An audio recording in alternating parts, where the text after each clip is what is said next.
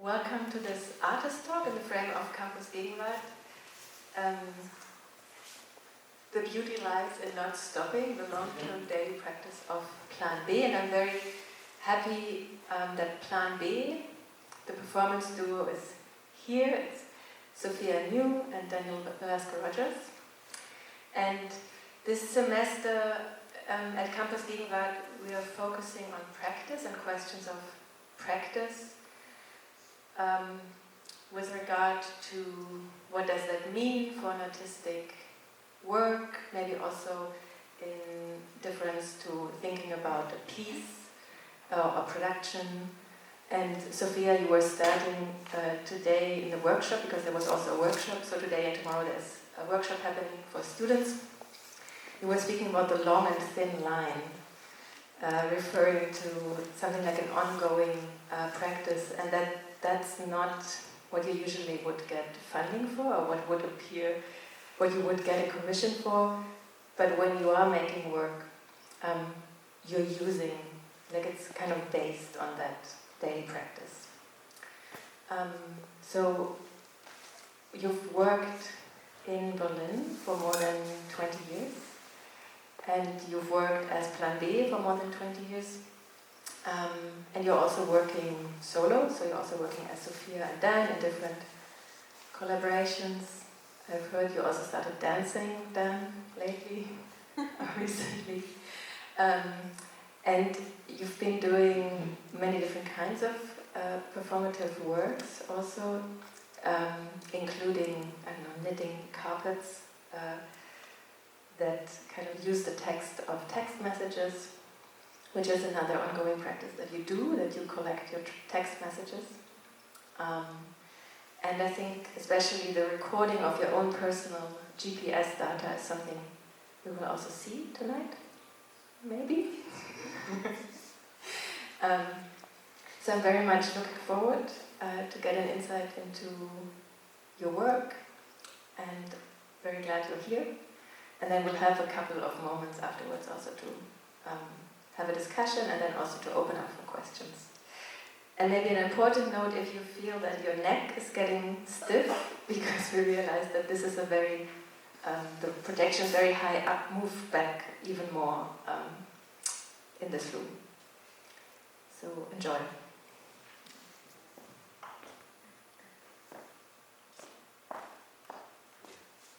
Thanks ever so much, Britta, and thank you everyone for coming tonight. Thank you to Campus Gegenwart, and thanks ever so much for the students that we've been with all day for giving me a lot of energy, because I didn't know, I'm not feeling 100%. You can probably hear in my voice I've got a bit of a cold, so I was amazed at how much I got from the teaching session today. I feel very energized, so thank you all. My name is Dan. Wir verstehen auch Deutsch, also das können wir später Deutsch und englische Fragen antworten. I'm going to dive right in with my personal story about why I started working with this, which is a GPS. Above me, in this bombastic projection, you see the first year I started recording my daily journeys, which is 2003. Before then, we'd moved to Berlin from me, London, and Sophia, Bristol. And we moved in together in Berlin. And I'll let Sophia explain why Berlin, because that's her story, really. But I can say that I began to be very interested in starting to record myself learning about Berlin. I wanted to know the first time I went down Friedrichstraße. I wanted to know how I was joining the city up, because in a city like Berlin that has an U-Bahn, like an underground system, you sometimes navigate at the beginning with the U-Bahn, and you a little bit like a rabbit. So you're going in tunnels, and then you pop up, and you think, I know this little bit, and then you go back down the tunnel, and you go to another bit, and it might be quite a long time before you realise how that bit here joins up with that bit. And I wanted to see me joining up the city, because I was born and grew up in London, and my mental map of London was quite good. I was proud of it, and it had a lot of me in it, and a lot of London is in me. But at that point, Berlin didn't have me in it, and I didn't have a mental map of the city. And this is the first year, as I said, we moved into a flat in Gaudistraße near Schönhauser Allee in Berlin, in Prenzlauer Berg. And these are the daily journeys to, well, not daily, but often going to the Sophia. And we had a residency in a venue called Vaudeville. And so these are the journeys from that year. This is the second year. You can see that I started going to Volkshochschule in Berlin to learn German. So that stuck out. And early 2000s were where we were a little bit in fashion, because people were only just starting to work with the GPS and art. There were other people around the turn of the millennium and early millennium working with GPS, so we were asked by Transmediale to give it was the only time we were fashionable, really. And people started, when I was showing this, they said, are you doing a self-portrait? Because if you see, there's this Danziger Straße, and I was bald even then. I've been bald since my 20s. So you can see that maybe I was doing a sort of a drawing of myself with the back of my head, and this is the eye socket, and this is my nose. And maybe this is like some sort of, I don't know, something was going wrong with my brain or something. But the intention wasn't so much to make a drawing. There are people that work with a GPS like that. They want to go out and make a drawing. I was more interested in seeing what I was doing with my daily life, and how I was learning, how I was navigating around the city. I knew that I'd be making a mental map and changing the cells of my own brain as I learnt about a new city. This year we moved from Prenzlauer Berg to Mitte, very briefly, and Sophia becomes pregnant, and we start to move from Mitte to the Geburtshaus here. In this very abstract drawing here, there's a very significant line where we travel down in a car that we had for 9 months. I drive down to the Geburtshaus, but right at the bottom, as 2 people, and then a line a few days later comes back on the 21st of December. It comes back with 3 people in the car, and our daughter is born. Here I have a residency at the Akademie der Künste. I'm a member of the Junge Academy, even though I'm 38. I'm 40, okay, yeah, I'm 40. And that's young enough to be a Junge Academy. And I'm going to let Sophia narrate the beginning of her practice. So just to point out, we actually came from performance. I mean, that's through experimental performance, and I never thought that we would actually be generating images like these. So it's really about using technology as a way of expanding a kind of curiosity. So for a long time, I watched Dan trying to get the best reception that he could with the GPS, because in the early days, there was not GLONASS, and it was, as more and more systems have been added into the satellite systems, the relationship between getting good reception has changed over these last 2 decades. So we've been kind of co-evolving with this technology in some ways. And Dan would often walk on the edge of the curb, and I'd have to be steering him away from lampposts. And he made an earlier performance piece where he actually had an accident with a lamppost, so I was very concerned that he was going to face butt a lamppost again. And then after a while, when we moved to Kreuzberg, I thought, wow, we are now starting this journey as Plan B, making work together. Plan A was doing a lot of experimental touring with a theatre in the UK, and Plan B is about trying things a different way, about trying different formats, working quite a lot in European festivals. What would it be like to see our life as this sort of similar but different? For instance, I navigate in the everyday in a very different way to Dan. We both are keen cyclists, but I will always go for the main routes because I actually get lost very easily, even with the GPS. Whereas I feel like Dan has got a built-in compass and almost can't get lost. And that's the thing that we've also talked about over the years about actually, is there something lost in not being able to get lost anymore? Like, it's almost impossible to get lost with a GPS. We're all relying on these devices to navigate. And if you go back to using paper maps, it's quite a different kind of relationship to how we used to navigate.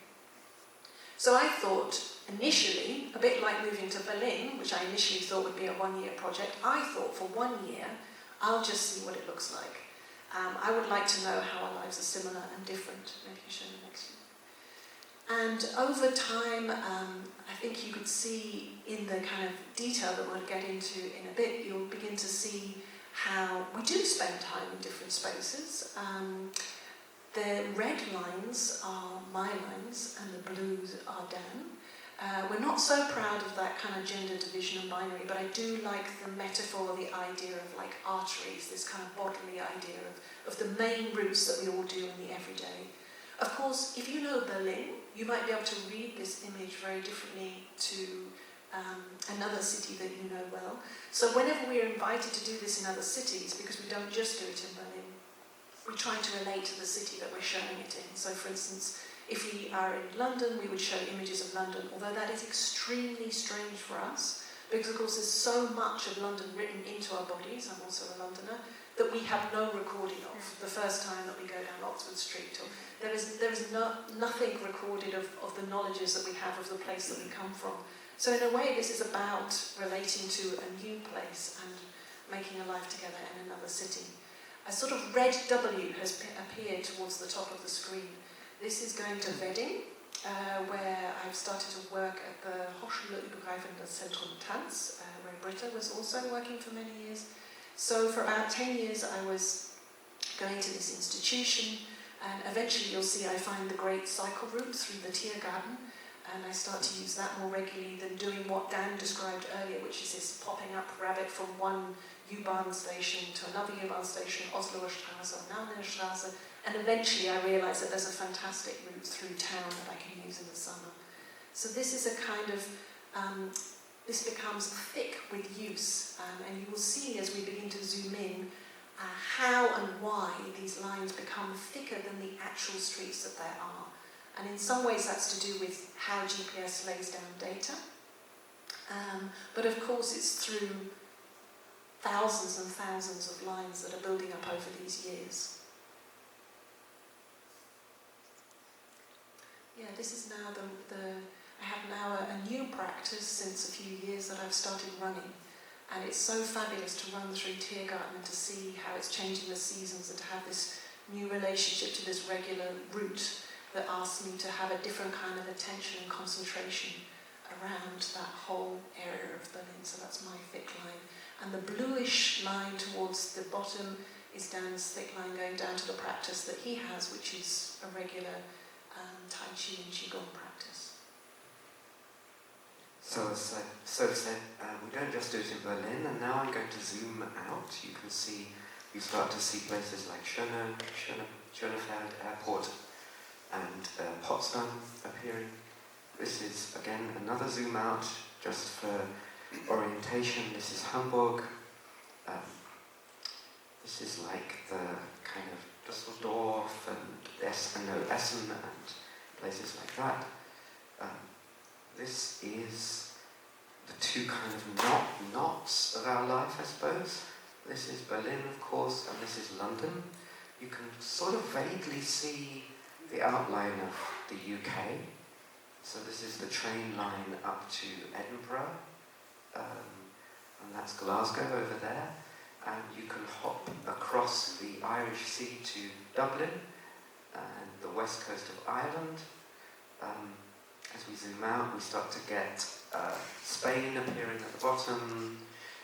You can see that we're pretty Eurocentric, so it's a very tiny, actually quite a tiny idea. This is the world, which our world, my world, bounded by, right down here there's a little dot which is Sydney in Australia. It's a tiny bit of South Africa there, Cape Town. And up here there's San Francisco. And this little line here is going to Banff in Canada and travelling around a bit there. So that's our known world, which, as you can see, is not very extensive. So now we're going to kind of begin to take you into what it looks like if you were to zoom into that data. So I know in every German city there's a different word. The one that we know from Berlin is kind of the Kiez, so getting into the kind of area. The street that we live on is not physically this thick. So Motzstraße it's a wide street, but it's not this wide. There's a strange hump as you go, because you actually enter our house through the back. You go through the main gate and into the kind of courtyard. When we moved there, former social housing, it didn't have another building in the back. Since we've moved, they craned a whole other building into the back behind our building, which sort of amuses us because there's been a shift now between what used to be the Zweiter Hinterhof, so the kind of second corridor would be where the poorer people lived, and now it's like the millionaires in the background, in the backyards of the empty spaces, looking at rather ugly social housing. So that big nodal point in the middle is kind of Nollendorfplatz, getting very thick, and the kind of vague arms are reaching out to all the different places we go to get our food, different supermarkets that we go out to, and you can sort of already begin to see, actually quite often coming out of the house, I'm heading towards the kind of, there's more of a red drift towards the U-Bahn as I'm off to work, and Dan's blue drift off in a different direction to the studio or to Tai Chi. This is where it starts to get hairy, and this is the kind of thickness that I was talking about with the lines, about how you can see how it's made up of thousands and thousands, now millions of points within the database. And you would begin to see in this granular level how the GPS actually lays down these points. We always think of the artist's solar wit when we get to this stage. It sort of becomes very, very abstracted, but this is an extreme zooming in, almost outside our front door, and that's how it begins to look. Right, we're going to play a short excerpt from a video that we made in 2010. British going to turn up. Oh yeah, we're going to see if we can make the sound work, but we also have invented a hack. We've got a hack for this. It's not very elegant, but it might work.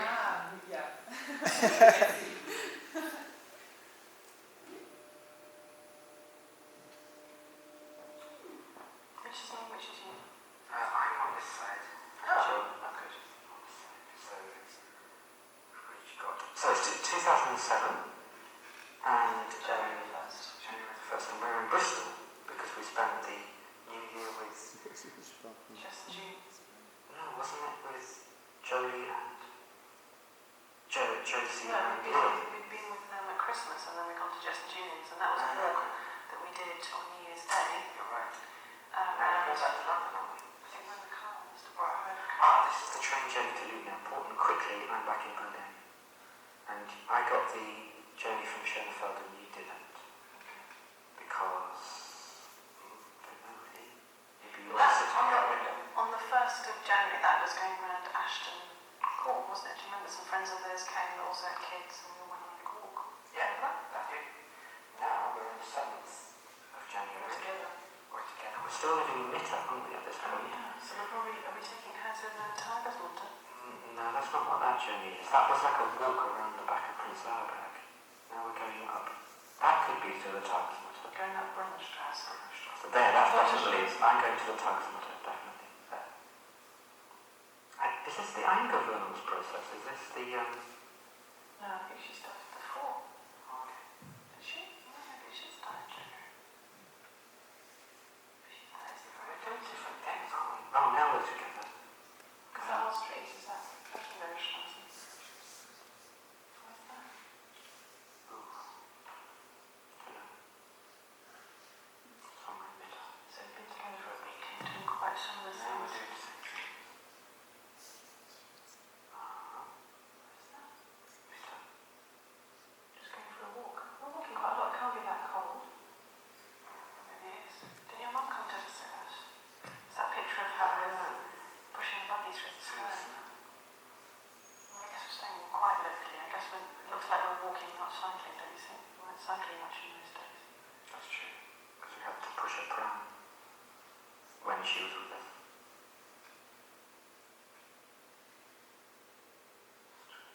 We did the same thing, yeah. It's hard to look at the screen at the same time, isn't it? Is that like around the Mauer Park? Around the back of the Mauer Park? Well, that is, yeah. But, we're Oh, going to yes. Frankfurt. Okay, then we're in Frankfurt, and that was because we went to Thomas's birthday party. Remember, we went to stay 28th of January. And then we went to Vienna straight away. And then... We're from with Ruby. How did we get there? Engravings. Well, that was on Big Way, wasn't it? Now we're back in Berlin. At different times, wasn't it? Or was it the same day? We came back on the 1st of February, could that be true? So we went Oh, I'm going to go talking to Thomas for his birthday party. We had that. Oh, here. You see here? We're picking up, we're going to pick up a cot for Ruby and in Tegel. And then we went to IKEA and then we came back. So we still have a car. What car did we have? Do you think we were borrowing Sean Barrett's or? Something like that. Because our car had already died after we brought her back. Yeah. Never went again after. 2005. Birth house.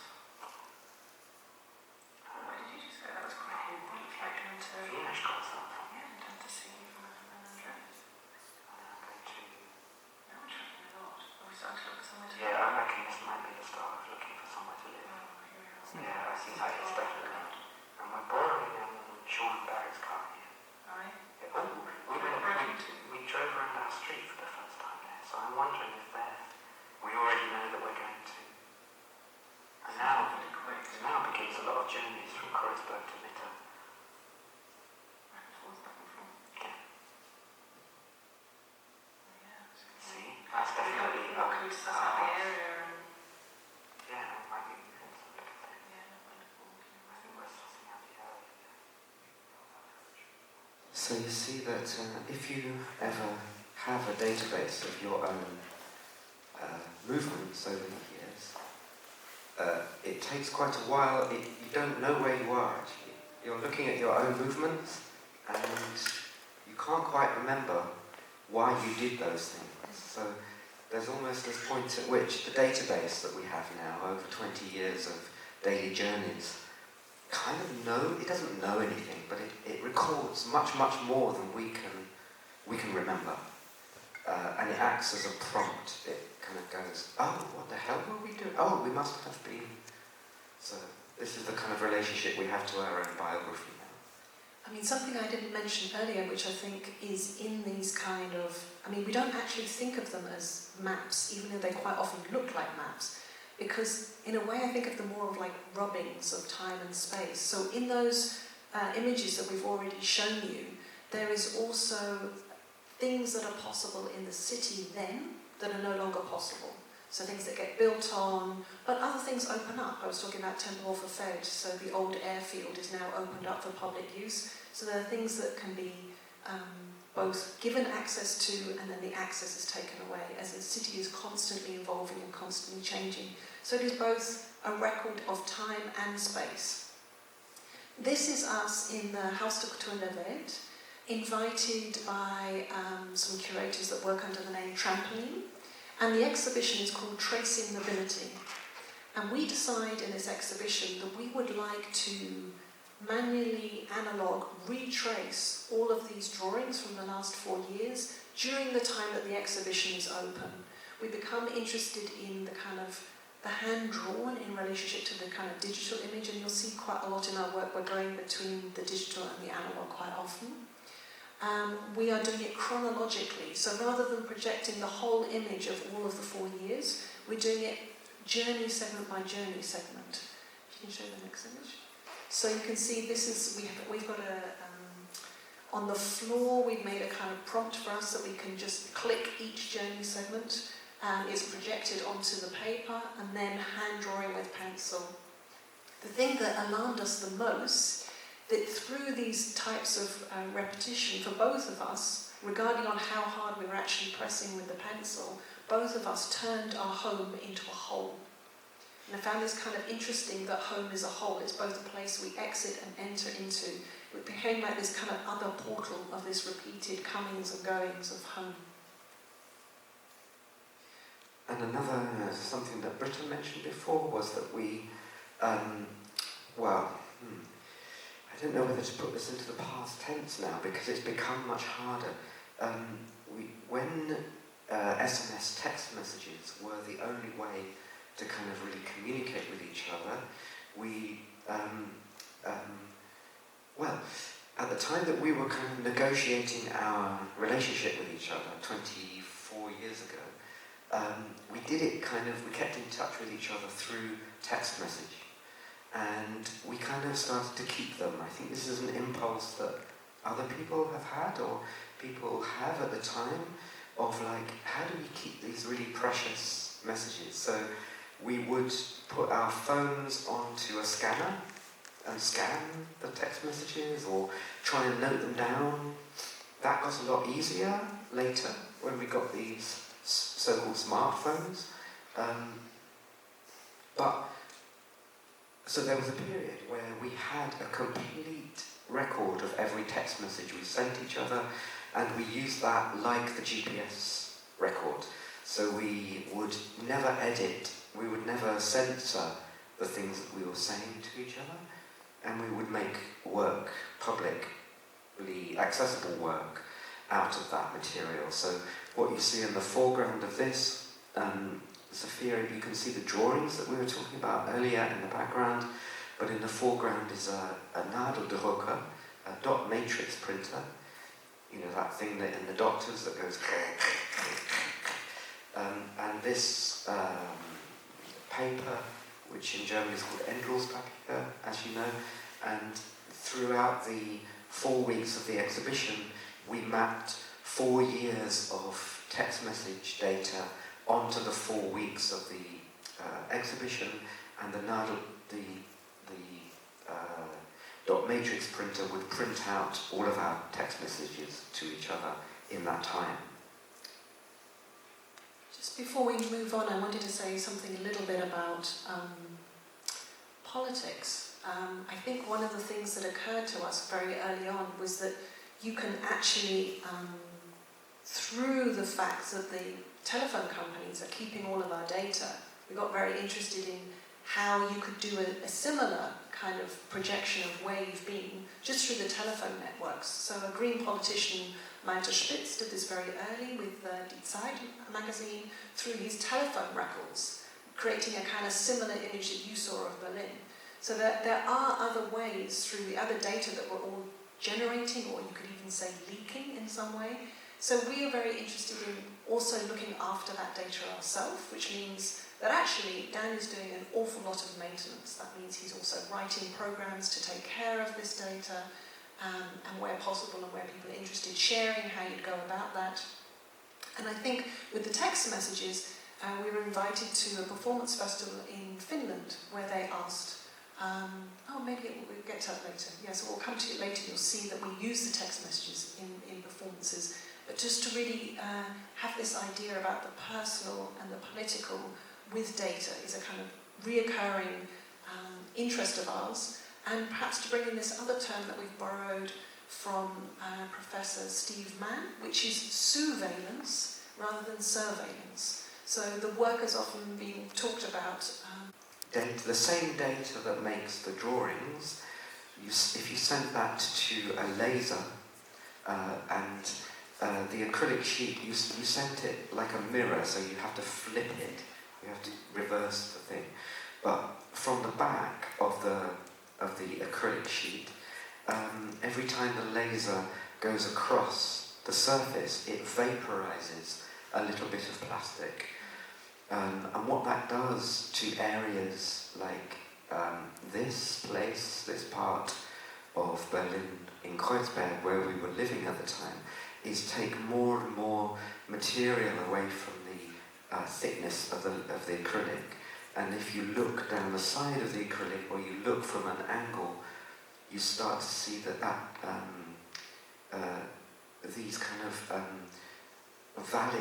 mountain ranges start sort of forming out of the traces that we're making. And it's a way that, again, we're interested in the way that things become material out of the digital world. So it's a practice of moving around a city which is kind of immaterial, but of course it's writing itself into our bodies. It's very costly in one way, because it's made one-to-one, you know, it's like we turn the GPS on and we go for a walk, and we do that for years.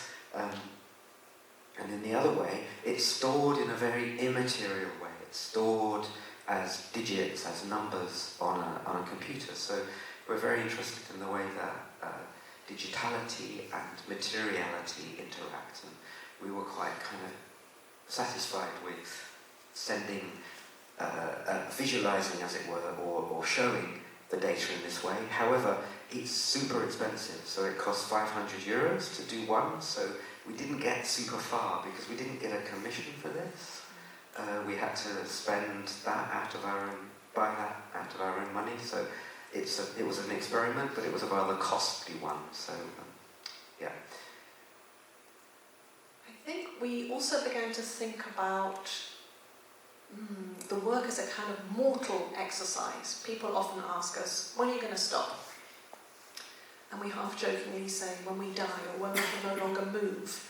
But actually, I don't think we're really joking about that so much. And so I was thinking very much about the epitaph and the gravestone, and thinking we took one set of data for 5 years and asked ourselves, okay, how can we understand ourselves through the places that we've been?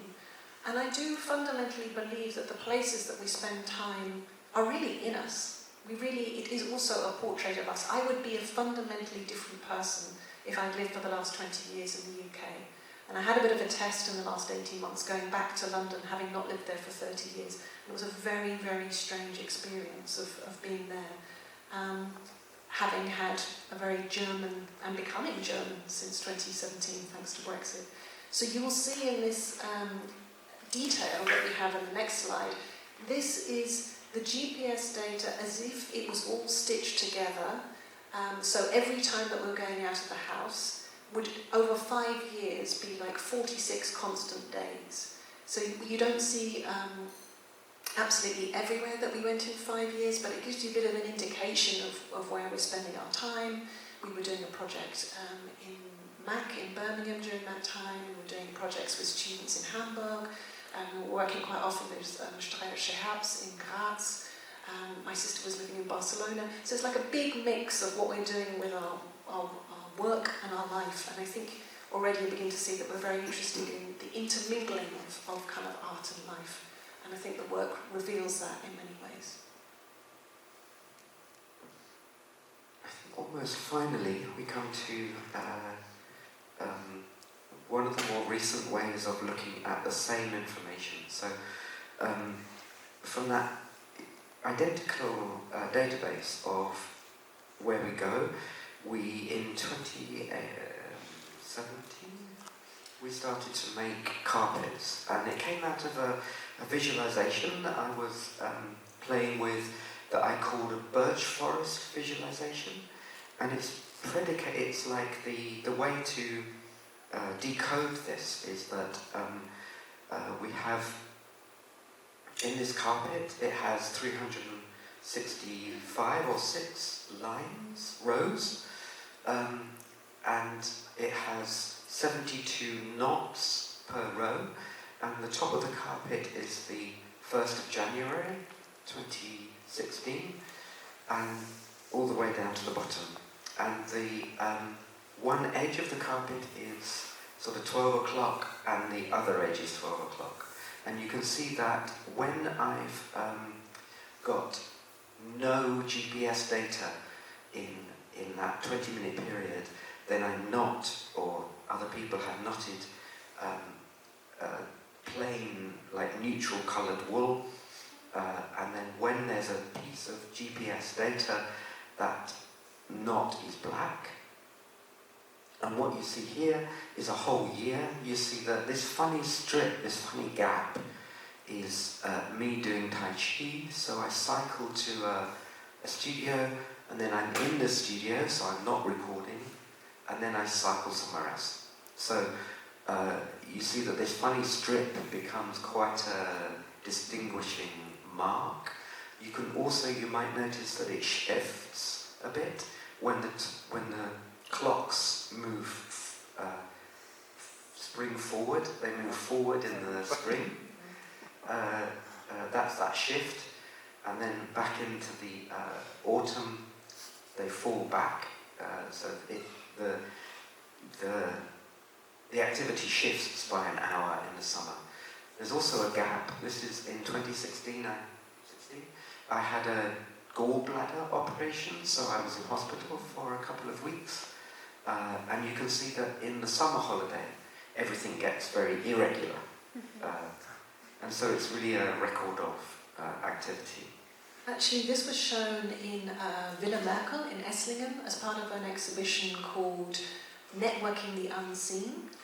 So this was the room that we had, and in a minute we're going to show you the video that's on the wall there. We wanted to have more carpets to show, but we quite quickly realised that this was very slow art because it took us 3.5 months to make one carpet. So it's 2 meters 70 by 55 centimeters. And then we had the idea, along with the curator, that we would, because it's very, very simple, it's not skilled carpeting, it's really very binary and it's following a kind of pattern. So those chairs that you see, there are other kind of years and carpets in progress where the audience could come in, or the viewers could actually sit and knot some of our previous data of being inside and outside. I'm going to just see if I can line up that thing and do my trick again with the 2 mics. with the microphone. No, that's the wrong one. Hang on. I wanted to do was this. Stop. Not in time.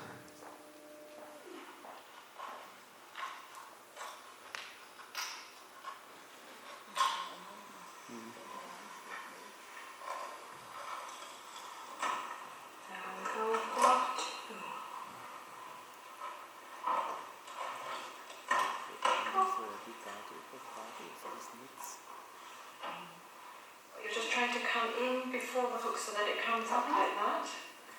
Then you pull through, and that's it. Sometimes I try and make the knot go back there a little bit.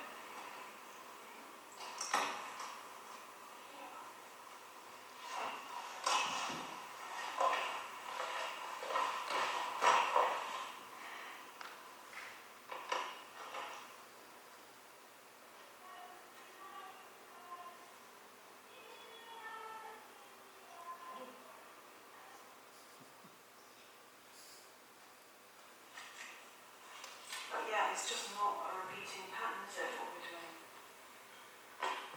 In any way or form. And every line is different. Or at least, there might be repeating lines, but it's not like they're consecutive, and it would be random, it would be an accident, but they're repeating of what the data represents. So we arbitrarily divided up a day into 72. And so these carpets are 72 stitches wide, and each knot is a 20-minute period, because 72 into 24 hours is 20 minutes.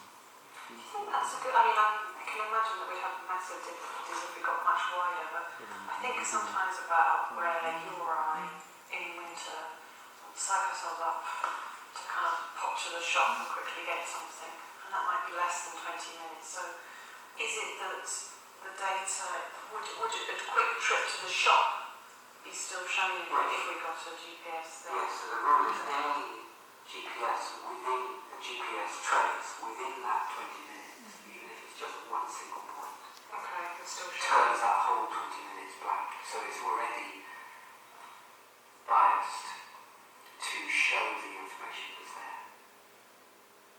I'm thinking now this must be night time because that's inactivity. This is activity. The black bits are activity. But I mean, why are some of these black bits long? Some there's only one. So I'm sitting here sort of telling myself little stories.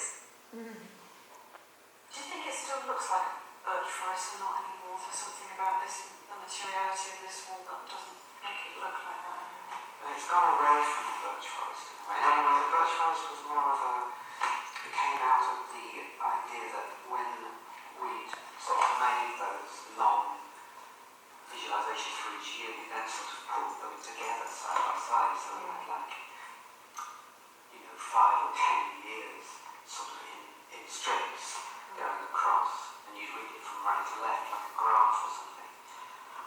And out of that came this idea of tree trunks. And so when you just have one pattern anyway, it's a little bit less like a forest. But what I think interested us about it was this idea of encoding, so representing data or information in analog and furthermore sort of textile stream form.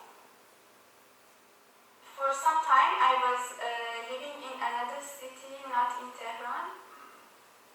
I was living in Yazd. It's an area in the middle of the country and it's kind of really, it's like desert. And some people there, mostly women who are not educated well or at all, they were doing carpeting.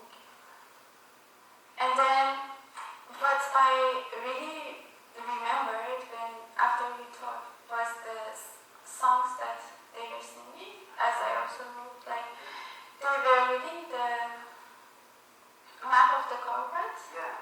But it was, there was something strange about it because it was not really the map.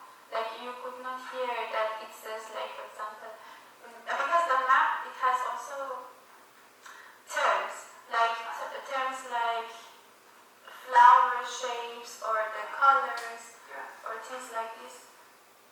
They really read, there was a person who was saying, for example, now two red, for example, two brown. It was a group of women sitting, especially for the carpets that are symmetrical, so this side and this side are the same. They make it two sides at the same time meeting in the middle, so it can be faster. And it makes me think about how knotted and interwoven all this human history is, and how in a way what we're doing now is quite disconnected. This strikes me as quite a modern technique, it relies on mass production. It relies on mass production of this particular material, the backing, and then this very mechanized, regular production of this wall. For having precarious lives and still somehow I feel like the time that we are at in our lives, having a kid that has to go to school and certain things make it look pretty regulated, right? If I think about the early days of being in Berlin or didn't have a kid or we've seen a lot more kind of night activity, sometimes I just feel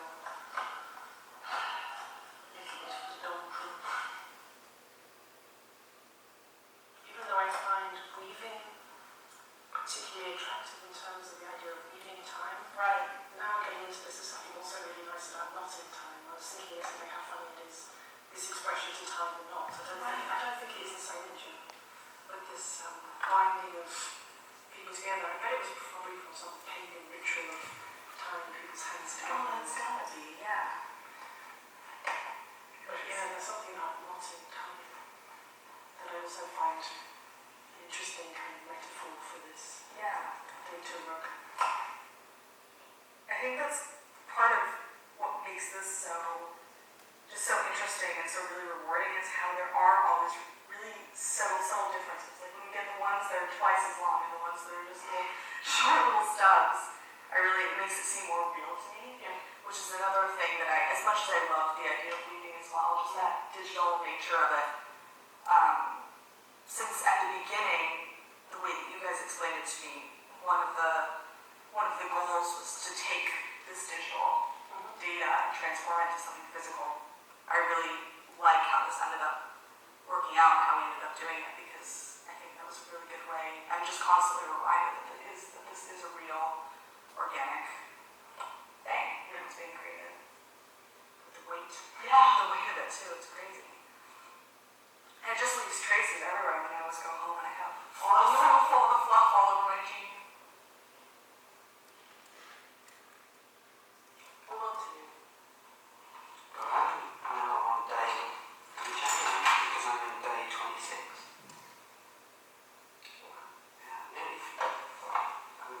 Mum's help.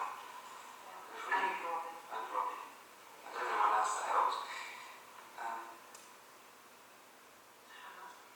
We've really been cracking on with this. So I'm on day 26, which is the 26th of January. I'm on day 306. So that's...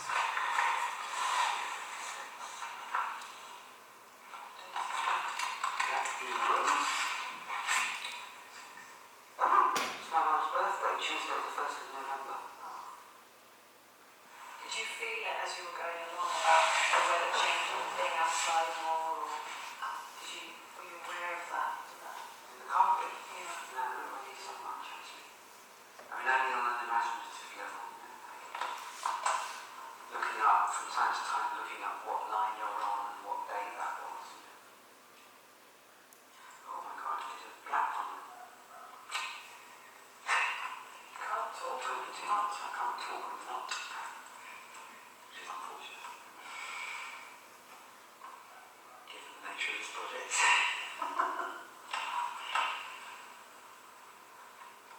Concentrate. Two blacks, then one, two, three. Yeah, there's two blacks and there's two blacks and then there's...